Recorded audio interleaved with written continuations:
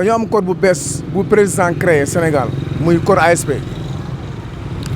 ñu nekk fi di liggéey pendant 9 ans amuñu intégration amuñu benn statut d'avancement suñu biir liggéey par la suite ñu créé benn mouvement boo xam ne dañoo amoon benn référendum bu ñu bëgg a yóbbul ci kër gouverneur pour jokk gouverneur mun na koo transmettre président parce que il est temps dañoo déposer préavis de marche pacifique pas de grève ni de malfaçon loolu amul taaluñu pono sànni ñu xeer defuñu naka su dul noonu ñu jox préfet loolu pendant longtemps pour mu àggale ñu marche bi mënu ko def gën nag démb ñun dañuy marche léegi pacifiquement dem gis gouverneur bu ñu jógee suñu bureau de coordinateur di dem dañoo dox 5 pas policiers yi sànni ñu ay lacrymogène par la suite nous on a offensé ñu avancé xeexuñu ak ñoom dañoo offensé avancé ci ñoom ba biir commissariat ñu ne léegi tëj nañu ñu ñëpp ñu ASP ñëpp la ñu indi commissariat dugal ñu ci biir à ma grande surprise dem bu ci ngoon bu ñu ñibbi ñu jox ñu ay convocation ñu ne tey 9h ñu dem wuyu tey 9h ñu dem wuyu convocation ñu nekk fa ba ay 13h 14h ñu indi ñu ay PV ñu bind fa trouble à l'ordre public ñun la ñu signé PV ñu lire PV ñu signé un instant ñu indi oto garé ñu ne déferment au tribunal avec nos tenues.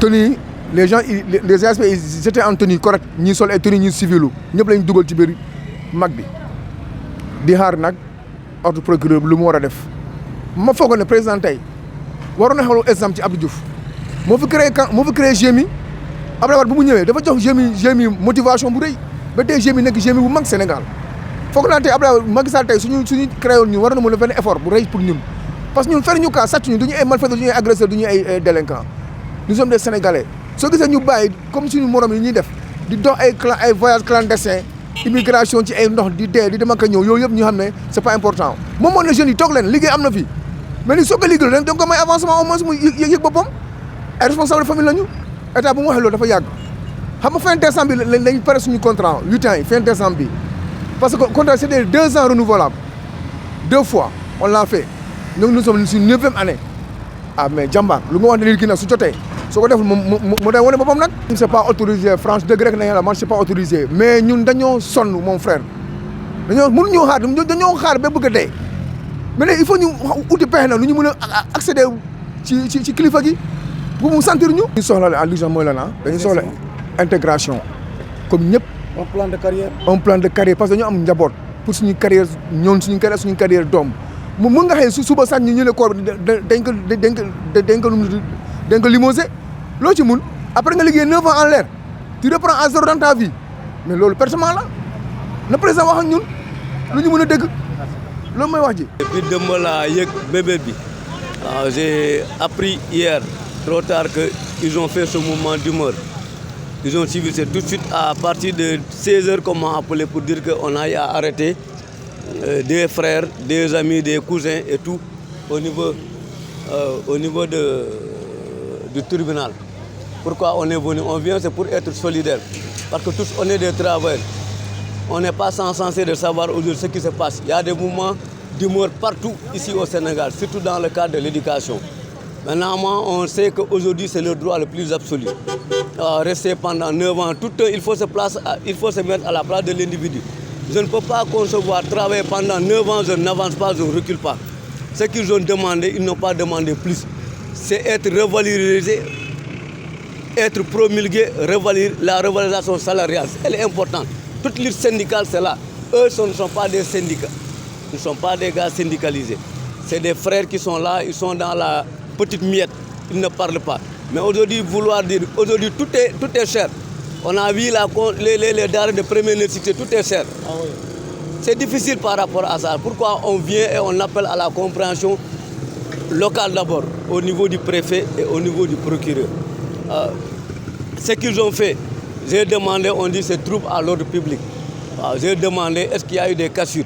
Il n'y en a pas eu de cassures. Il faut qu'ils puissent pouvoir comprendre par rapport à ce qui se passe. C'est des gens aujourd'hui qui veulent avancer, qui ont longtemps servi, il faut dire la vérité, rien que la vérité, l'administration sénégalaise pendant 8 ans, dans tous les services, aussi bien la sûreté et la sécurité.